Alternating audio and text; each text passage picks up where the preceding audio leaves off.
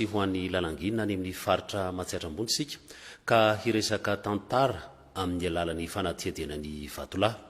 Ny vatolahy no vavolombelon'ny tantara sy ny toazy eto amintsika eto Madagasikara ho an'ny fotoana tany aloha ela be satria ny taolo malagasy amin'ny ankapobeny dia tsy mba nanoratra fa ny vato no natsangany hitahirin'ny tantara izay tsy nisoratana araka ny efa voalaza fa notahirizina tamin'ny alalan'ny teny ka ny vato dia mitahiry tantara sady mitazona teny mitangany volagna efa hatrany amin'ny elabe tany amin'ny andro fahagolatany.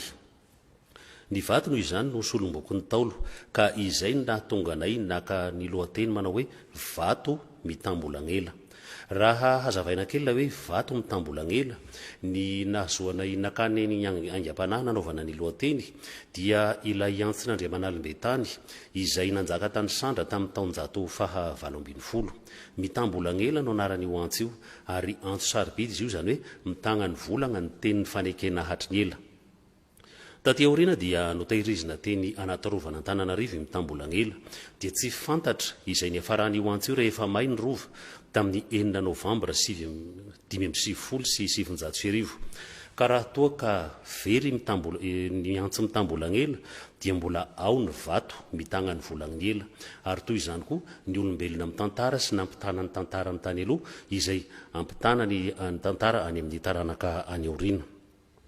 Ity fanadihadiana ity dia notonto sainay tamin'ny taona 570 sy 700 ary nalefa teto amin'ny televiziona malagasy tamin'ny Zoma 20 Mey taona 570 sy 700 izany hoe ny zaza teraka tany amin'ny 570 mankaty dia tsy nahita ity fanadihadiana ity ka izao izahay izay nitangany volagny ela hatramin'izay dia hamerina azy indray ka ny nakany sary tamin'izany dia David Ralson izay efa nodimandry sy Lantorabe Mananjara izay mbola eo am-perinasa. Ny nandrindra ny sary kosa dia Lalaora Zanajatovo izay efa misotro ronono. Indro ary ny vato mitambolangela.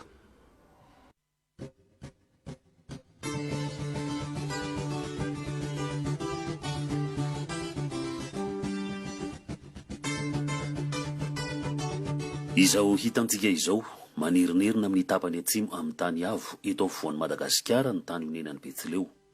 Ny todian'ireo razambe avy any Afrika sy Azia, niakatra tsikelikely avy any Antsinanana nandritra ny taonjato maro, hatrany amin'ny taonjato fahadimy talohan'ny Kristy tany ho any ka hatramin'ny taonjato faha-710 teo eo. Ny zarazara foko madinidinika sy ny adiady lalandava ny ponina nandritra ny fotoana ela be. Vao nivondrona ho fanjakana vaventy efatra nanomboka tamin'ny taonjato faha-510 dia ilalangina ao Antsinanana misy ny tanànan'ny Fianaratsoa ankehitriny. Mpanjakana laza tany lalangina Andrianongondrangarivo sy Raindratsara. Manandrina ao avaratra ary ny rano any atsimo misy ny tanànana Ambalavaotsiny Paris ankehitriny ary Isandra ao Andrefana. Mahazorivo no renivohitra Sandra ary Andriamanalombe-tany no mpanjakana laza indrindra tany Sandra izay ho resantsika betsaka amin'ity fanadihadiana ity. Nitsangana taoriana kely nireo fanjakana efatra ireo ny fanjakan'ny fisakana tany avaratra any fandriana ankehitriny. Ny mpanjaka nitondra ireo fanjakana ireo dia avy amina fianakaviana iray ihany, taranaky ny Andriambavy Ravelonandro, Andriambavy Arabontemoro izay nanorina ny fanjakana Betsileo. Ireo andrina nitondra ny fanjakana sy ny taranany dia nantsoina tamin'ny anaram-boninahitra hoe ny Hova izay teny tranainy avy any Azia Atsimo, ka ny Hova dia midika hoe Pife na mpanjaka. Ny Indriamanjaka dia nantsoina hoe Hova Mandrefy. Ny Lovantsofina, ny Angano, ny Kabary, ny Rija sy ny Hainteny, ny fanazavana ny anaran'olona sy ny anaran-tany ary ny fomba amam-panao no nitahirizana ny tantara, fa tsy mba nanoratra ny taolo tany aloha amin'ny ankapobeny, afa-tsy ireo mponina tany atsimo Antsinanana izay efa nahay ny sorabe hatry ny fahagola. Efa rava koa ny ankamaroan'ny trano hazo sy ny trano volo izay nonenan'ny taolo, fady ny manao trano vato ho an'ny velona talohan'ny fisasahan'ny taonjato faha-710. Mbola mijoro lalandava kosa ireo teza sy tatao ary indrindra ireo vatolahy marobe ahatsiarovana ny tantaran'ny fahela. Ireo vatolahy ireo dia mampatsiahy ny reharehan'ny tany aloha sy ny zava-mangidy nozakain'ny taolo. ny fikasan'ny olombelona hiray aina amin'ny tany sady hanakatra ny avo, ary indrindra ny fandriny mba tsy ho very anarana sy ho velona lalandava ao ambony taranaka faramandimby satria manampetra ny aina. Raha ny kita no niandofany dia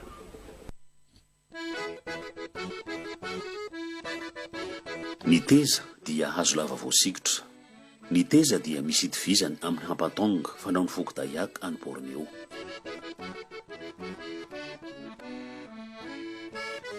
Efa vitsy izy ireny sisa loha ny hainandro sy ny orana na levon'ny dorotanity nefa zavatra sarobidy. Izao kosa no antsoina hoe tatao, vatomaro mifanongo. Ny tatao matetika dia vato avangongon'ny olona amin'ny toerana ny etoan'ny mpitondra razana avy any lavitra. Ralay mbolamena ralay arivony izay maty anaty tany midongy ary zandrin'Andriamanalina fahatelo mpanjakany Sandra no nananganana ity tatao amoron-dalana ho an'ny Mahazoarivo renivohitra Sandra ity. Izay mandalo eo akaiky ny tatao dia manipy vato ho fangataham-pitahina, ary ny fivangongon'ny vato dia toa mariky ny lanja miakatra ny fiainana na tonga ilay fitenenana hoe tsy pazo vato ny tatao.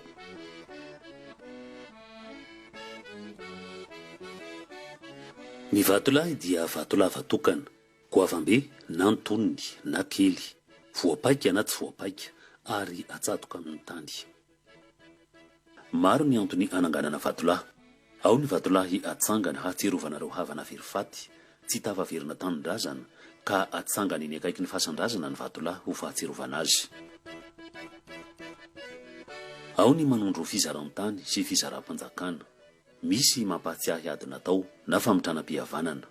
Ohatra ireto vatolahy anankiroa eto Andohanivory eto Fianaratsoa ireto.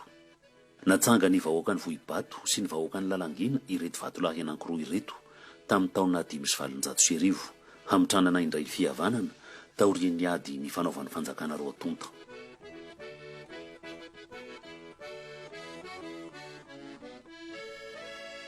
Tany alohan'ny taonjato faha-70 dia tsotra sady tsy tiany tadiavana bikany ny vatolahy. Fa nanomboka tamin'ny taonjato faha-80 dia ny faninana nanao vatolahy tsara tarehy sy tsara paika ary voasikotra avokoa ny andriana sy ny mpanan-karena.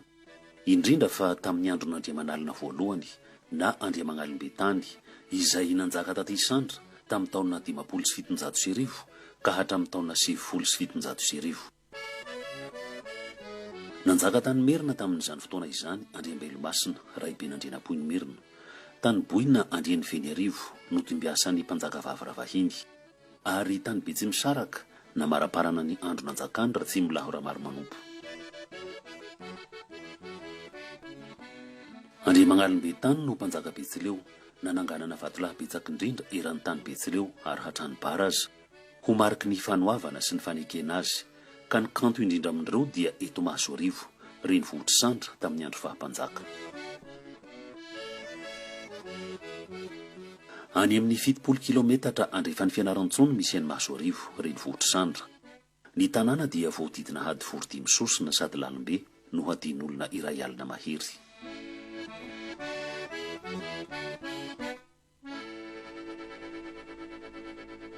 Teto amin'ny toerana misy ny tsena ankehitriny no nisy ny lapahazo 12, lapan'Andriamanalina, izay noravan'ny vazaha tamin'ny fiandohan'ny fanjanahantany. Mbola milevina ato ambanin'ity kianja ity kosa ny tafondro anankiroa novidian'Andriamanalina fahatelo tamin'ny vazaha.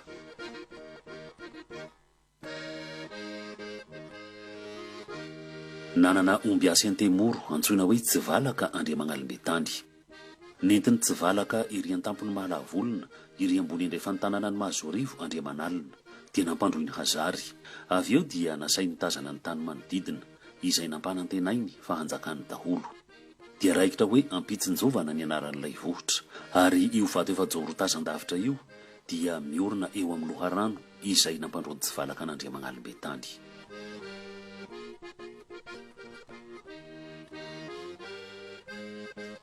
Mariky ny firaisankina sy ny herin'ny vahoaky ny mpanjaka ny vatolahy. Misy ny antonontonony, fa ny an'ny mpanjaka dia matetika vaventy sady avo be, ary tarihina avy any lavitra, andro maromaro na mambolana aza fa ho tonga any amin'ny toerana hananganana azy. Azontsika antsaina amin'izao halavan'ny olona eo akaiky izao ny haavon'io vatolahy io. Tarina avy any lavitra be ny vatolahy, ka ny lehilahy mahery dia mitaribato, ary ny vehivavy mahandro sakafo amin'ny tokolava. Mbola ireto hita eto ambony antsinanan'ny tanànany Mahazorivo ireto ny tokolava, mamakivaky ny atiahitra sy ny atiala, mitohitohy hatrany amina kilometatra maromaro. Ireto no nahandroana ny sakafo ny mpitaribato fa izay. Ka izy vato igny zany manomboka eto amin'ny tany tragno menan'ny Rasivalaka eto, mandeha megna Varasagna igny ka tandrifiny asimon'io lohasaha Varasato io misy arabe agny, asimon'ny arabe izay mandeha megnany mesinanina agny kakavy agny asinanina Ambatoreny nefa rano ty toko ty.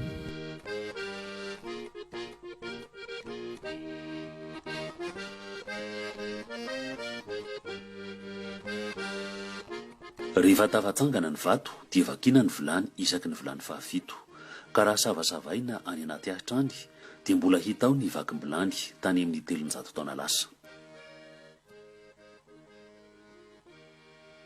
Ankehitriny anefa dia maro ny tokolava no nanjavona na lavo.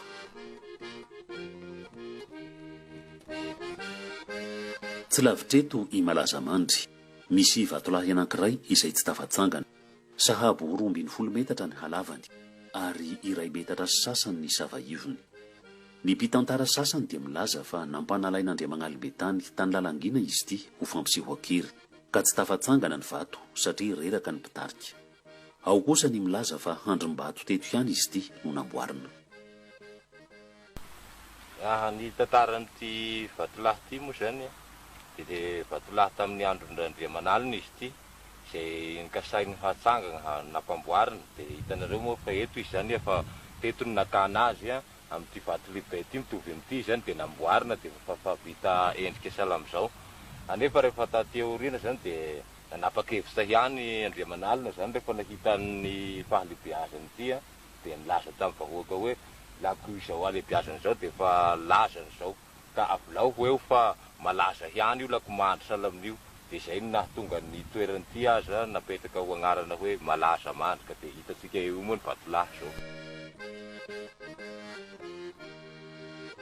Tazanina vito Malazamandry ny anankiray amin'ireo valanombon'Andriamanalibetany, mivalampatra amina vohitra iray manontolo. Misy amina hektara maromaro ny velaran'ny vala sasany, ary misy mazaka omby hatrany amin'ny 2 sy 1 alina ny valanombon'Andriamanalina.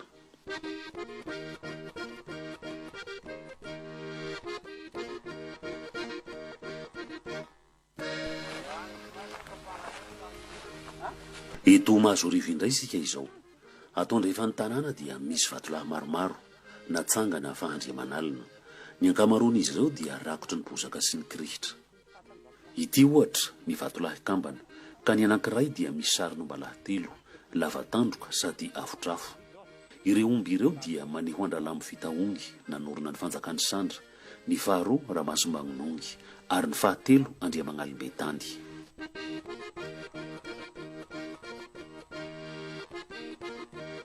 Tsy lavitreo ny vatolahy misatroka hazo, sahabo 9 metatra ny haavony. Ny satroka hazo voasikotra izay antsoina hoe sokia dia tandidon'ny satro-boninahitra Andriamanalina.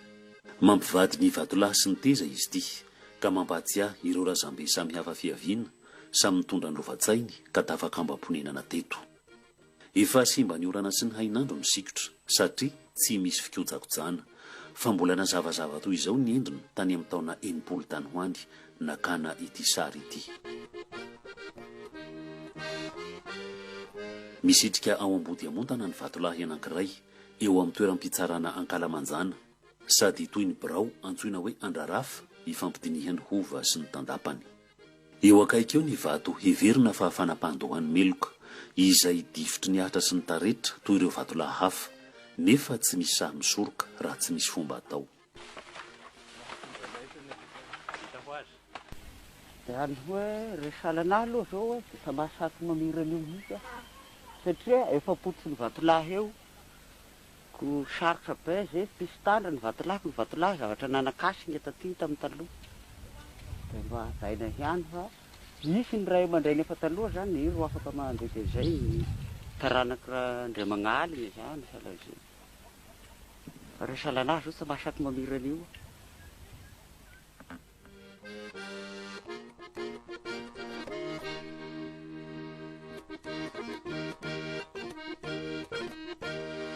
ny fandray tamin'ny vazaha andria magnalimbe tany ka ireo nasionalay mesa na antsy volafotsy ty fializasianina misy soratra teny allemand midika hoe mahatonga ny olona ho fadiranovana indraindray ny mihaza sy ny fitiavana nomen'andria manalina ny anarana hoe mitambolangela izany hoe mitana ny teny na ny volagna ny fanekena hatry ny ela ilay mesa lasa fitombokase ny fampitokisany mpanjakany betsileo sy ny mpanjakany merina i mitambolangela tamin'ny andron'andria manalina fahatelo no tahirizina tao anaty rovana Antananarivo mitambolangela taty aoriana dia tsy fantatra intsony izay ny hafarany noho ny may ny rova tamin'ny 9 novambra 577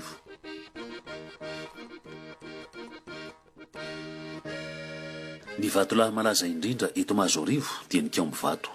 Izy ity dia natsangana lay Arivony zandrin'andria manalina fahatelo tany amin'ny taona 790 tany ho any. Misy sarin'ombalahy 5 ny lafiny indrefa ny Kiambovato ka ny efatra ambony dia mitoto-doha mianatsimo.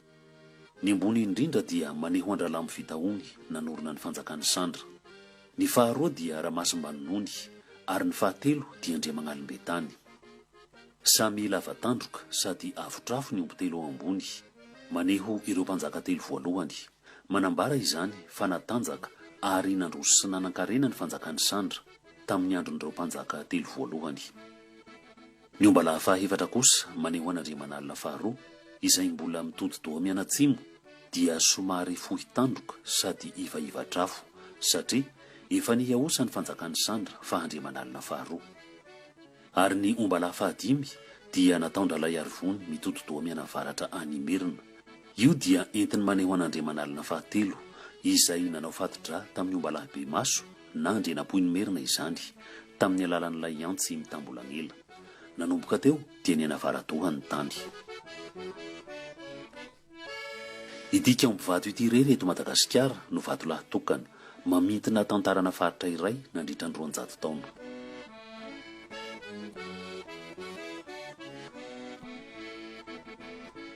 No tanjodomondoza ireo vatolahy sy zavakanto eto Mahazorivo fa vazaha.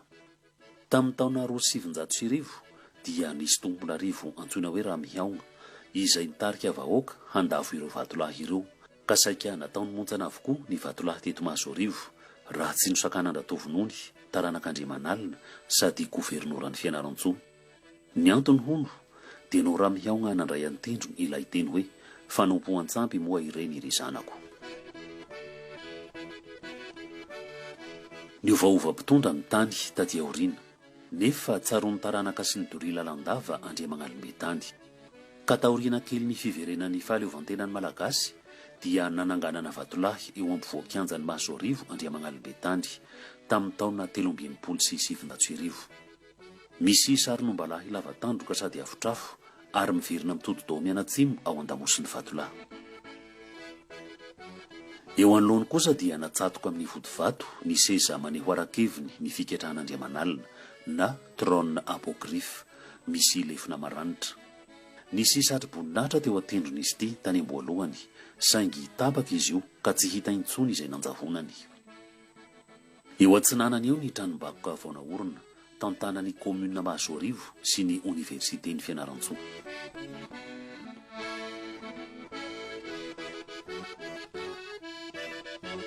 Any ivelan'ny Sandra na amin'ny faritra manefitra azy amin'ny fanjakana hafa toa ny Lalangina ohatra dia misy toerana maromaro mampahatsiahy ny hery sy ny asa goavana vitan'Andria Magnalimbe tany tamin'ny fanajariana sy ny fampandrosoana.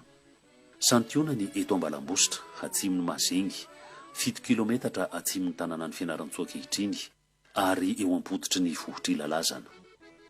Tao anatin'ny fanjakan'ny Sandra Ilalazana tamin'izany fotoana izany. Ity toerana misy ny tetezana eto Ambalambositra amin'ny lalam-pirenena fahafito ity tamin'ny andro fahagola dia tsy lohasaha toy izao fa vohitra avo ny teto nampitohy an'ny Mazengy ery ambony Atsinanana sy Ambalakiady ery ambony Andrefana. Fa nasain'Andria Magnalimbe tany nahetry sady nohadiana lalina ilay vohitra ray manontolo ho lasa vavarano mampitohy ny tanimbary eo Antara ampoditra ny vohitry lalazana sy ny tany midadasika ato ambadika Tsinanana eo Antsitakabasy izay tany maina fahagola ka niova ho zamana na tanimbary malalaka be.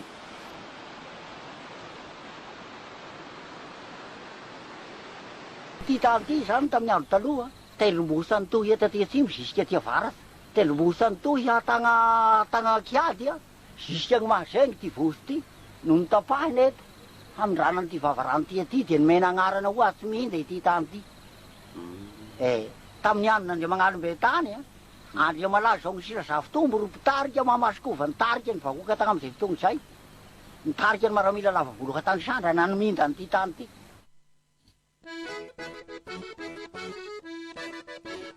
Noho ny amboa Andriamangalimbe tany dia tsy voatazon'Andriamanalina faharoa ilalazana sy ny manodidina azy fa nifindra ho fanjakan'ny lalangina. Ka ny mpanjaka raindra tsara tany lalangina dia nampanangana vatolahy boribory avo be sady tsara paika eo an-tampony lalazana. 7 metatra ny haavon'ny vatolahy ary tsy voapetan'olondro ny vatambeny. Tamin'ny andro fanjanahantany dia nangatahany mpanao fanjakana frantsay hafindra ny tsin'olondro ity vatolahy eto lalazana ity saingy tsy nanaiky ny tompo tany. Tagny amin'ny andro vanany volomandringa rainy Ramaina Marcel zany efa be mihitsy ny vazahany hiditra teto ho hividy an'ity vatolahy ty fa tsy mainy mihitsy ty na dia niverimberigna ty zareo anefa dia foagna moa zay hatragny am'izao ka ino moa ny loasy.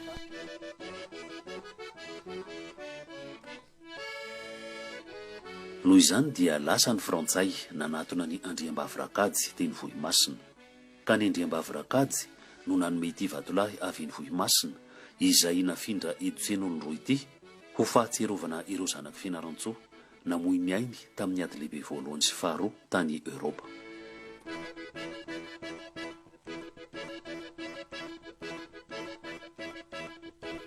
Eto an-tampony lalazana dia misy lavabato. Fonenany vazimba fahagola ity lavabato ity. Lasa fiafenan'ny kristianina tamin'ny fotoana nahamafy ny fanenjehana tamin'ny taona 750. Ankehitriny dia toerana fivavahana sy filasiana ny lavabato. Dia niala ny fandehanana imody no natory tato zahay miisa eo amin'ny 50 zany no natory tato. Raha natory fotsiny zay fa raha ohatra kosa zany hoe raha mipetraka daholo mbola sikomena tsara fa mbola hatramin'ny 100 Ireo tantara notsahivitsika ireo dia tsy nisy voasoratra raha tsy efa taty aoriana elabe fa dia nampitaina ambava daholo. Saingy noho ny tantara manan-kasina dia ny lehibe ihany no mahazo ny tantara fa izay fa tsy mahazo miloabava ny ankizy na ny tanora sao mahafolaka an-dantony hono. Tolorana hasina antsoina hoe tandra kosa ireo ray aman-dreny anivozana ny tantara. Misy tandra kely ty zany atolosatsika mianakavy moa. I Joseph Ralambo andriambaventy teto Isandra tamin'ny taonjato 720 no teratany avy ety amin'ny faritra nanomboka nanangona an-tsoratra voalohan'ny tantara sy ny lovantsofina tamin'ny taona 720 sy 700 rehefa avy nianatra nanoratra tao anatin'ny 10 volana monja. Nomeny Joseph Ralambo any Montpera du Bois ny soratanany tany amin'ny taona 1700 tany ho any. Ka io no anisan'ny nanivozan'ny Montpera hevitra nanoratan'ny monografie de Betsileo ankoatry ny soratanana hafa toy ny boky nosoratan'i Joseph Ramitsiriam-bahoaka izay taranaky ny mpanjaka raindra-tsara tany lalangina.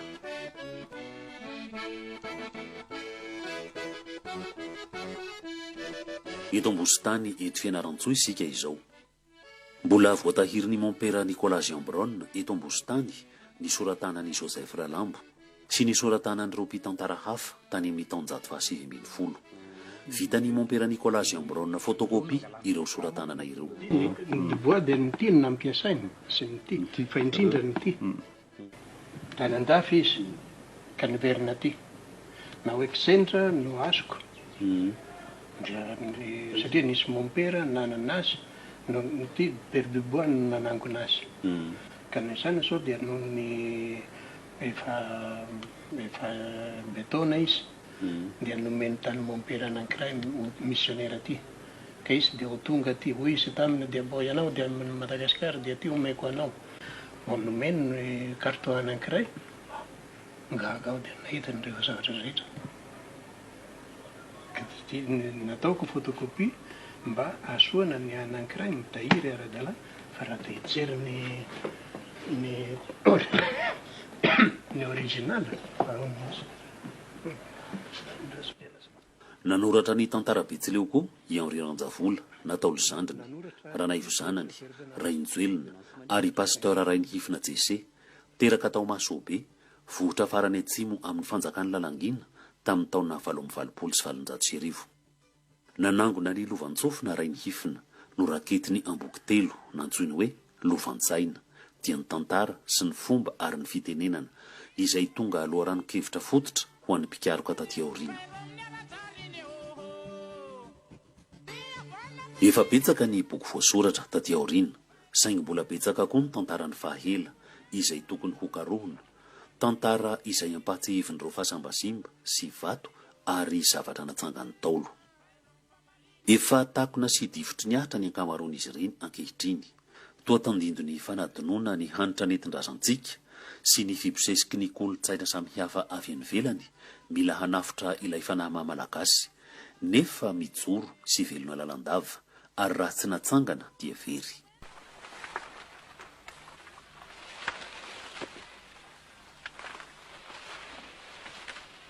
Ny ankamaroan'ny vazaha-pikaroka tany alohan'ny taonjato faharoapolo dia nihevitra ary nilaza fa tsy mba manan-tantara ary tsy namela fahatsiarovana miezinezina ireo firenena tsy mba nanoratra. Les civilisations orales ne sont pas monumentales. Izay heverin'ny sasany ho antontam-bato mifanongoa fotsiny anefa hita hatraiza eran'ny Madagasikara dia mitahiry tantara nandanian'ny Taolo rondoa sy mondrokery ary mifono ilay hanitra nentin-drazana ka namela dindo na toy izao antsika. Ilay ny taranaka mandiby ny zava-bitanareo rehetra ka ireo vatolahy vitsivitsy izay naseho antsika teo dia santionan'ireo vatolahy analiny natsangana ho an'ny olo malaza hatr'izay hatry ny andro fahagola ary indrindra fahampanjaka. Ireo no solomboky tantara ho an'ny Taolo, système historique complet hoy mon père Marc Finazy, fony izy nanorina ny misiona katolika taty Fianaratsoa tamin'ny taona 1970. Nisy koa ny vatolahy natsangana fahafanjanahantany ary mbola mananga-batolahy ny olona ankehitriny, saingy tsy mihoatra ny vitan'ny Taolo ny vatolahy amin'izao fotoana izao satria efa nisy fiovany ny fomba ary sarotra ny fiainana.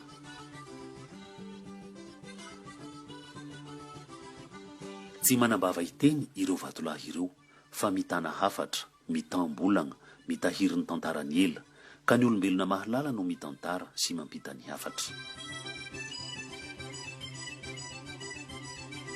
Ery Antsinanana Lakamisy Nambohima eny Volamena dia misy haram-bato misoratra.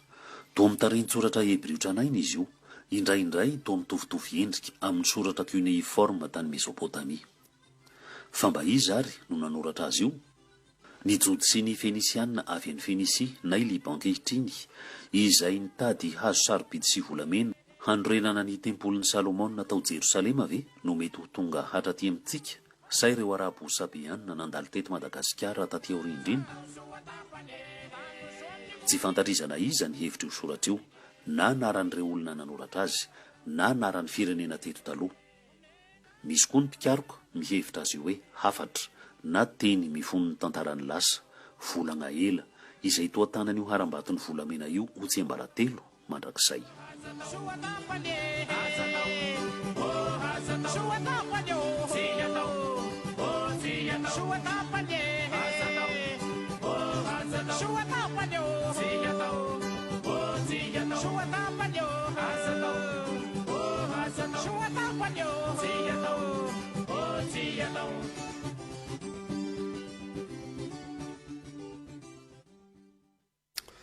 Izay ny vato mitambolagna nalefa teto amin'ny televiziona malagasy tamin'ny 7 Mey 2020 sy 700 izany hoe tany amin'ny 120 taona lasa.